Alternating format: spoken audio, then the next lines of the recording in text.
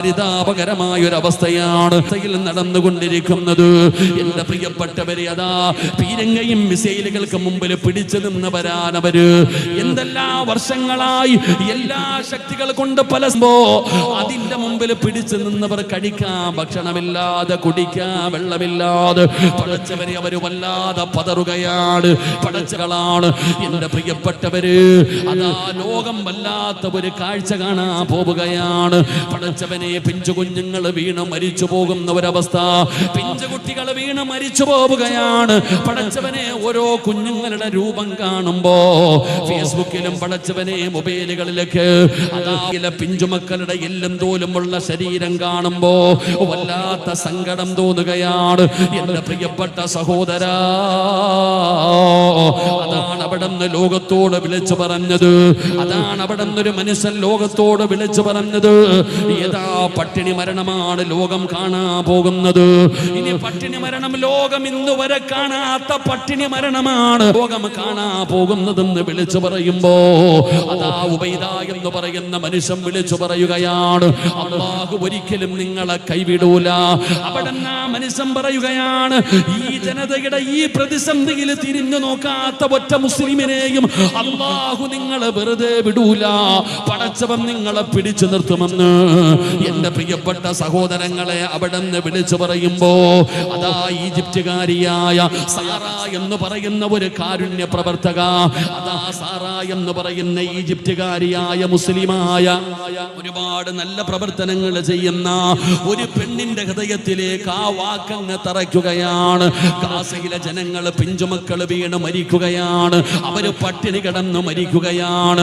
അവരെ സഹായിക്കാത്ത നിങ്ങളോട് അല്ലാഹു ചോദിക്കുമെന്ന് പടച്ചവനെ ഒരു മനുഷ്യനവിടെ നിന്ന് വിളിച്ചു പറഞ്ഞ വാർത്ത കേട്ടപ്പോ അതാ ഈജിപ്തുകാരിയായ സാറ എന്ന് പറയുന്ന മാതാ, നല്ല പ്രവർത്തനങ്ങൾ ചെയ്യുന്ന കാരുണ്യ പ്രവർത്തനങ്ങൾ നടത്തുന്ന സാറ എന്ന് പറയുന്ന പെണ്ണിന്റെ ഉറക്കം കെടുകയാണ്.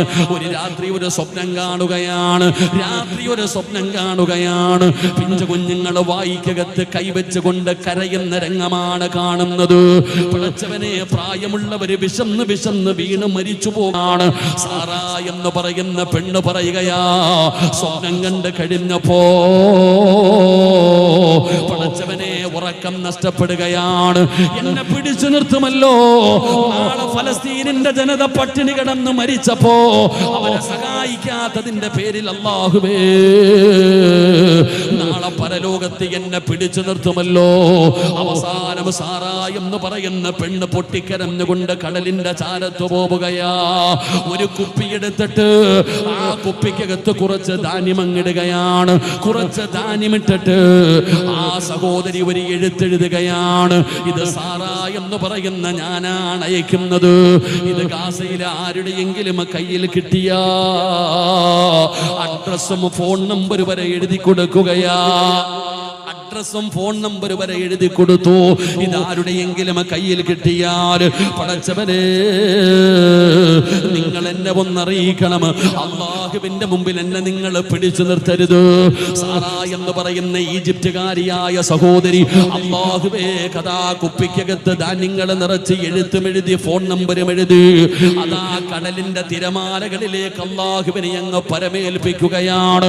പടച്ചറപ്പിന്റെ കയ്യിൽ അങ്ങ് പരമേൽപ്പിച്ചടോ. എന്റെ പ്രിയപ്പെട്ട സഹോദരങ്ങളെ, ആ സഹോദരി പറയുകയാണ്, 3 ദിവസം കഴിഞ്ഞപ്പോ എന്റെ ഫോണിൽ ഒരു മെസ്സേജ് വരികയാ. അൽഹംദുലില്ലാഹ്, ഹോസ്പിറ്റലിലെ ഡോക്ടർ ഒരു മറുപടി കിട്ടിയിരിക്കുകയാണ്. സാറ എന്ന് പറയുന്ന പെണ്ണ് പറയുന്ന നിങ്ങളെ ആഹാര സാധനങ്ങള് ഞങ്ങളുടെ കയ്യിൽ കെട്ടിയിരിക്കുകയാണ്. അൽഹംദുലില്ലാഹ്, ഒരിക്കലും നിങ്ങൾ അല്ലാഹുവിന്റെ മുമ്പിൽ ഞങ്ങൾ പിടിച്ചു നിർത്തൂല. എന്റെ പ്രിയപ്പെട്ട സഹോദരങ്ങളെ, ഇന്ന് ഈജിപ്തുകാരായ ജനങ്ങളുണ്ടല്ലോ, അതാ കുപ്പിക്കകത്ത് ഭക്ഷണ സാധനങ്ങൾ കൊണ്ടുവന്ന് നിറച്ചിട്ട് കടലിന്റെ തിരമാലയിലേക്ക് വെച്ചിട്ട് അവിടെ നിന്ന് പരമേൽപ്പിക്കുകയാ.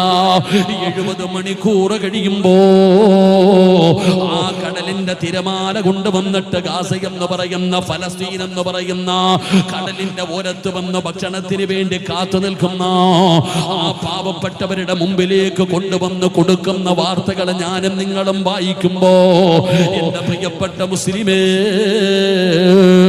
ഇതാണോ പടച്ച റബ്ബ് പറഞ്ഞത്? ഇതാണ് അല്ലാഹുവിന്റെ ഖുർആൻ നമ്മളോട് പറഞ്ഞത്. അല്ലാഹുവിൽ പരമേൽപ്പിച്ചു കഴിഞ്ഞാൽ, ഏതെങ്കിലും ഒരു മനുഷ്യന് അല്ലാഹുവിലേക്ക് പരമേൽപ്പിച്ചു കഴിഞ്ഞാ അവനെ പടച്ച റബ്ബ് ഒരിക്കലും കൈവിടൂല. അവനെ പടച്ച റബ്ബ് ഒരിക്കലും കൈവിടൂലടോ. അതുകൊണ്ട് എന്റെ പ്രിയപ്പെട്ട സഹോദരങ്ങള്, നമ്മൾ പത്രമാധ്യമങ്ങളിലൂടെ വായിച്ചു കൊണ്ടിരിക്കുന്നവരാണ്. അതാണ് പരിശുദ്ധമായ ഖുർആൻ എവിടെന്ന് പറഞ്ഞത്.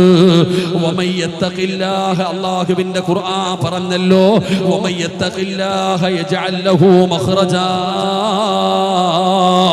വയർസുഖു മിൻ ഹൈസു ലാ യഹ്തസിബ് വമൻ യതവക്കൽ അലല്ലാഹ്.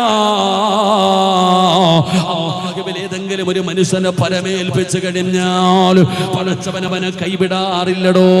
ഏതെല്ലാം വഴിയിലൂടെ പടച്ചവനവനെ സഹായിക്കാൻ കഴിയുമോ, നീയൊക്കെ ഉദ്ദേശിക്കാത്ത രീതിയിലൂടെ അല്ലാഹു അവരെ സഹായിക്കുമെന്ന് അല്ലാഹുവിന്റെ വിശുദ്ധ ഖുർആൻ. എന്റെ പ്രിയപ്പെട്ടവരെ, നമ്മുടെ മുൻഗാമികൾക്കുണ്ടായിരുന്നത് ഈ തവക്കലായിരുന്നു. ഈ അല്ലാഹുവിൽ പരമേൽപ്പിച്ച ഒരുപാട് പേരുടെ ചരിത്രം നമുക്കറിയുമല്ലോ. മഹാനായ കലീമുല്ലാഹി മൂസാ നബി അലൈഹിസ്സലാം, മൂസാ നബി അലൈഹിസ്സലാമിന്റെ കാലഘട്ടം നമ്മളൊന്ന് ചിന്തിച്ചു നോക്കടോ. ചരിത്രം പഠിപ്പിക്കുകയാണ്. ഫിർഔൻ എന്ന് പറയുന്ന കാട്ടാളനായ ഭരണാധികാരിയുണ്ടല്ലോ, ആൺകുഞ്ഞുങ്ങളെ ജനിച്ചു കഴിഞ്ഞാൽ, ആൺകുട്ടികളെ ജനിച്ചു കഴിഞ്ഞാൽ അവനെ പടച്ചവനെ കളയുകയാണ്. 70,000-ഓളം വരുന്ന കുഞ്ഞുങ്ങളെയാണ് ഫിർഔനിന്റെ അനുയായികൾ അവിടുന്ന് കൊന്നുകളഞ്ഞത്. ഓരോ പെണ്ണുങ്ങൾ ഗർഭിണിയായാൽ ആ ഗർഭിണികളായ പെണ്ണുങ്ങളുടെ വീട്ടില് ഫിർഔനിന്റെ ആൾക്കാര് കടന്നു ചെല്ലുകയാ പരിപാലിക്കാൻ. ആ ഗർഭിണിയായ പെണ്ണിനെ പരിപാലിക്കാൻ ഫിർഔനിന്റെ കൊട്ടാരത്തിൽ നിന്നാളെ പറഞ്ഞു വിടുകയാണ്. പ്രസവിക്കുന്നത് ആൺകുഞ്ഞായാൽ പടച്ചവനെ അറിയിക്കണം, അതിനെ കൊന്നുകളയുകയാണ്. മഹാനായ മൂസാ നബി അലൈഹിസ്സലാമിന്റെ ഉമ്മ ഗർഭിണിയായിരിക്കുകയാണ്. ആ ഗർഭിണിയായ മൂസാ നബിയുടെ ഉമ്മയുടെ ചാരത്തതാ കൊട്ടാരത്തിൽ നിന്ന് അതാ ഒരു പെണ്ണ് കടന്നു വരികയാണ്.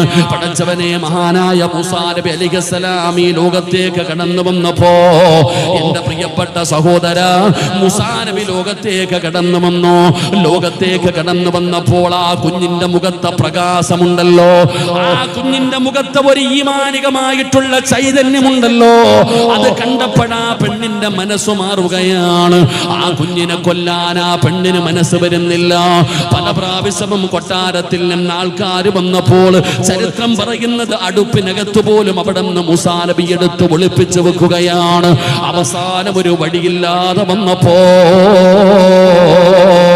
മൂസാ നബി അലൈഹിസ്സലാമിനെ ഒരു പെട്ടിയിലാക്കിയിട്ട് അല്ലാഹുവിന്റെ കൽപ്പന വരികയാണ്.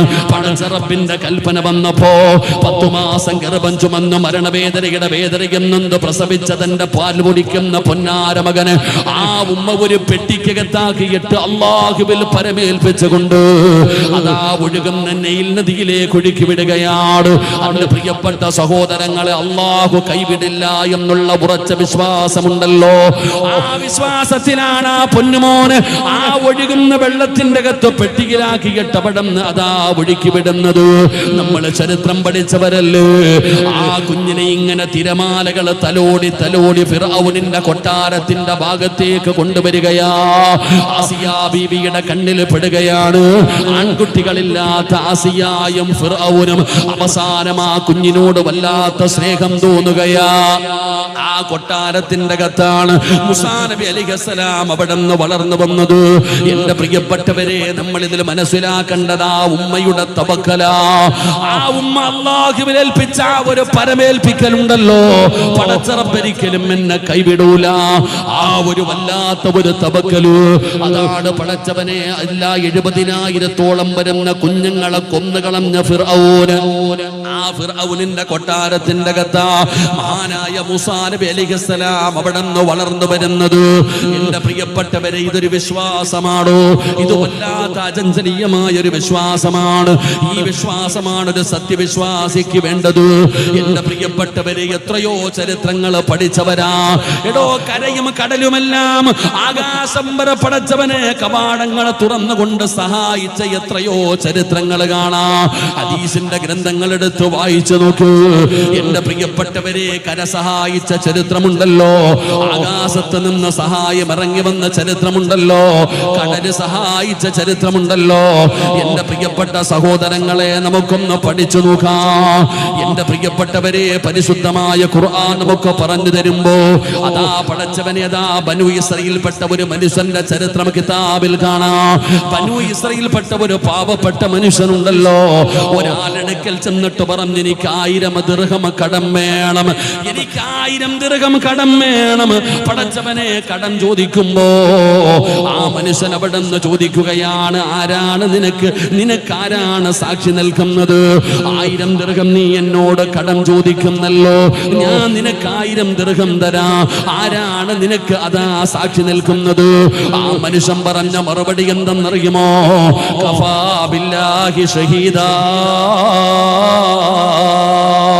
1000 ദിർഹം കടം ചോദിച്ച ബനു ഇസ്രായേൽപ്പെട്ട ഒരു മനുഷ്യന് അതാ നിന്നോട് ചോദിക്കുന്നു, പൈസ നിനക്ക് തരാൻ ഞാൻ തയ്യാറാണ്, പക്ഷേ നിനക്കാരാണ് സാക്ഷി നിൽക്കുന്നത്? ആ മനുഷ്യൻ അവിടെ നിന്ന് പറയുന്നു, കഫാ ബില്ലാഹി ഷഹീദാ. എനിക്ക് സാക്ഷി നിൽക്കുന്നത് ഈ പ്രപഞ്ചം മുഴുവനും പരിപാലിക്കുന്ന പടച്ചറപ്പാ, ആ അല്ലാഹുവിനെയാണ് ഞാൻ അവിടെ നിന്ന് സാക്ഷി നിർത്തുന്നത്. ആ മനുഷ്യൻ ചോദിച്ചു, ആരാണ് ജാമ്യം നിൽക്കുന്നത്? അല്ലാഹുവിനെ നീ സാക്ഷിയാക്കിയല്ലോ, അല്ലാഹുവിനെ നീ സാക്ഷിയാക്കിയല്ലോ, എന്നാൽ ആരാണ് ജാമ്യം നിൽക്കുന്നത്? ആ മനുഷ്യൻ അവിടെ നിന്ന് പറയുന്നു, കഫാ ബില്ലാഹി കഫീലാ. ഈ ലോകത്തിന്റെ അധിപനായ പടച്ചറബിനെ ഞാൻ ജാമ്യം നിർത്തുകയാ.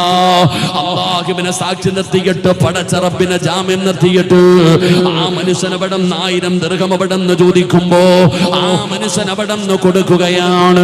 പടച്ചവനെ, അതാ ഞാനൊരു യാത്ര പോവുകയാണ്, ഇന്ന ദിവസം ഈ കപ്പൽ ഇവിടേക്ക് മടങ്ങി വരുന്ന ദിവസം നിന്റെ പൈസ ഞാൻ തരാമെന്ന് ഉറപ്പോടെ ആ മനുഷ്യനത് വാങ്ങിച്ചിട്ട് യാത്രയാവുകയാണ്. എന്റെ പ്രിയപ്പെട്ട സഹോദരങ്ങളെ, ദിവസങ്ങൾ കഴിഞ്ഞു. അവസാനം 1000 ദിർഹം വാങ്ങിച്ചു കൊണ്ടുപോയ മനുഷ്യൻ അവിടെ നിന്ന് തിരിച്ചു വരാൻ നാട്ടിലേക്ക് വരുന്നതിന് വേണ്ടി, കപ്പൽ കയറുന്നതിന് വേണ്ടി കടലിന്റെ പരിസരത്ത് ചെല്ലുമ്പോ ആ മനുഷ്യനന്ന് കപ്പല് കിട്ടിയില്ലടോ. എന്റെ പ്രിയപ്പെട്ട സഹോദരങ്ങളെ, ആ മനുഷ്യന് തിരിച്ചു വരാനുള്ള കപ്പലന്ന് ലഭിച്ചില്ല. ആ മനുഷ്യന് വല്ലാത്ത സങ്കടമായി. പടച്ചവരെ, ഞാൻ തിരിച്ചു കൊടുക്കാമെന്ന് പറഞ്ഞതാണ്, എന്റെ കയ്യിൽ പൈസയുണ്ടല്ലോ, എന്റെ കയ്യിൽ പൈസയുണ്ടല്ലോ, പടച്ചവനെ തിരിച്ചു കൊടുക്കാൻ കഴിയുന്നില്ലല്ലോ. അവസാനം ആ മനുഷ്യൻ എന്ത് ചെയ്തെന്നറിയുമോ? അതാ ഒരു തടി കഷ്ടമെടുക്കുകയാ, അവിടെ നിന്നൊരു തടി കഷ്ടമെടുക്കുകയാണ്. ഒരു തടിയെടുത്തിട്ട് അത് അല്പം അങ്ങ് മുറിച്ചു മാറ്റുകയാണ്, അതിനകത്തൊരു ദ്വാരമുണ്ടാക്കുകയാണ്. എന്നിട്ട് 1000 ദിർഹം ഭദ്രമായ രീതിയിൽ ആ തടിയുടെ ഉള്ളിലേക്ക് അങ്ങ് വെക്കുകയാണ്. അതിനകത്തൊരു പേപ്പർ എഴുതി വെച്ചടോ, ഒരു കത്തെഴുതി വെച്ചിട്ട് ആ മനുഷ്യൻ, അല്ലാഹുവേ,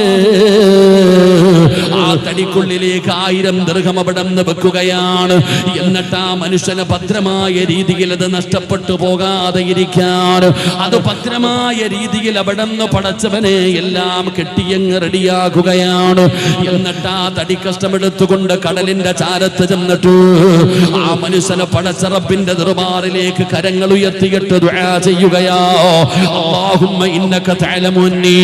ആ മനുഷ്യൻ പടച്ചവനോട് പറയുന്നു, അല്ലാഹ്, നിന്നെ ജാമ്യം നിർത്തിയിട്ട് അല്ലാഹുവേ, 1000 ദിർഹമിന്റെ മനുഷ്യന്റെ കയ്യിൽ നിന്ന് ഞാൻ കടം വാങ്ങി റബ്ബേ, ഇന്ന് കൊണ്ടുകൊടുക്കാൻ കഴിയാത്ത ഒരു സാഹചര്യമാണ്.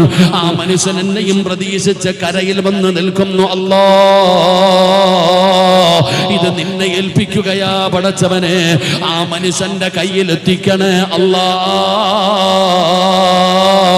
ആത്മാർത്ഥമായിട്ട് ആ മനുഷ്യരവിടുന്ന് ദുആ ചെയ്തിട്ട് എന്റെ പ്രിയപ്പെട്ട സഹോദരങ്ങളെ അതെടുത്ത് കടലിലേക്ക് ആ തടിയിടുകയാണ്.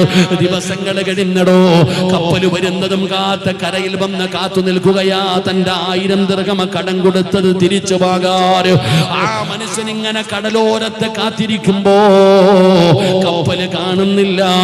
എന്നാ തന്റെ മുമ്പിലേക്ക് ഒരു വിറകിന്റെ കഷ്ടം ഇങ്ങനെ വരികയാണ്.